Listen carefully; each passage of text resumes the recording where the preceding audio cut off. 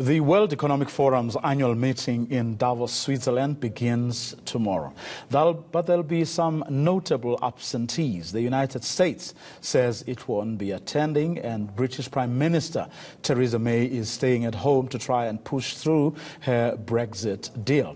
President Cyril Ramaphosa and a contingent of business leaders are heading to Davos to discuss investment opportunities. NMT Capital Executive Chairman Sango Ntsaluba joins us now to discuss the meeting. Good evening, Mr. Ntsaluba. Thanks very much for your time. Well, the organizers insist that this is one gathering in any given year where the most important people from economies who are running economies across the world get to meet, and this is where you get opportunities you will never get anywhere else, or at least insights into what is going on in economies around the world. Is that indeed true? Thanks very much. Thank you, Vuyo, and the listeners. Indeed, Vuyo, it can only be because when you think about it, the World Economic Forum over the years has managed to maintain that kind of stature. And there's no ways anybody, if you want to have bilaterals or you want to have, meetings outside South Africa, that you get such high-powered decision makers all sitting in one place for a number of days. You are bound at least to cover some ground on meetings which otherwise would have taken so much. And indeed, the interactions which must take place there, it makes you to be part of the upper echelons of decision making. As someone who has attended these meetings yourself, what examples can you point to, that you can say, oh, there are ventures, you can say, oh, their existence to this particular gathering? Well, my attendance field, just to correct, has only been limited to the regional ones and not to the main ones in Davos. I have found that at least in the breakaway groups, that is where most of the discussions take place. You are able, because those are the papers which get consolidated at the end of the day to make resolutions, you are able to have an intense debate and to carry the views where obviously everybody is influenced by the environments where they come from.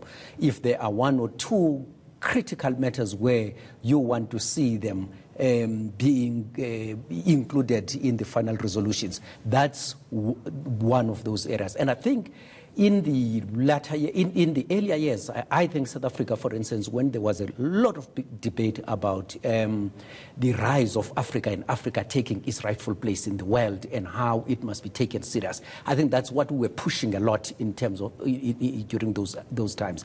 And I think you found that at least you have an audience, people who can listen to you rather than try to go country to country to be able to make those views. Now, here we are. Our economic forecasts have had to be revised down. We have a state capture commission where a lot of things, are being said, that things we would rather they never really happened. Now, how do you think the South African delegation is going to be received at this year's meeting? Well, I was actually reflecting on this and thinking, well, is it a bad timing for South Africa that there is the Zondo Commission, a State Capture Commission, and there is the World Economic Forum?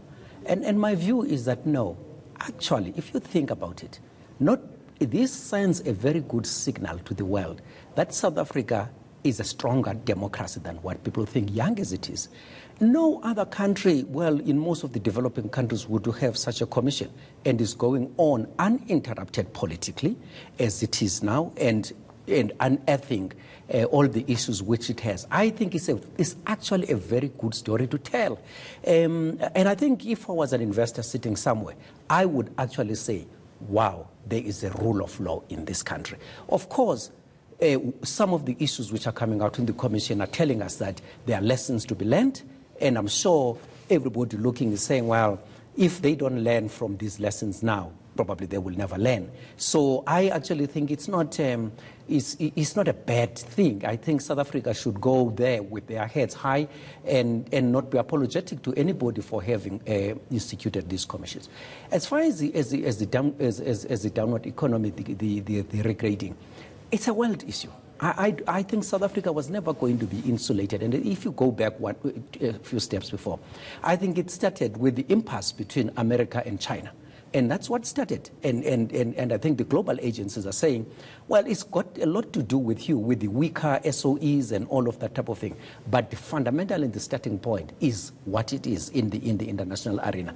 And there's very little that part could have been done. Of course, whether it was not downgraded to like 1.3 or whatever it is now, it remained very pedestrian in any event, and those are some of the debates which need to be on the table. But who are the potential investors likely to listen to? The guy who's getting his house in order, yes, ticking all the boxes, and trying to do the right things, or the guy who is performing better than you, who's looking at a growth of 3, 4, 5%? Or would it be wrong to look at it as an either-or situation? Exactly.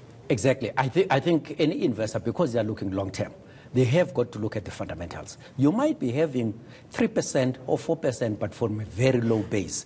And I mean, it's very, look at many issues which have occurred recently, it's very, very sad as they are. Look at what happened recently to Kenya.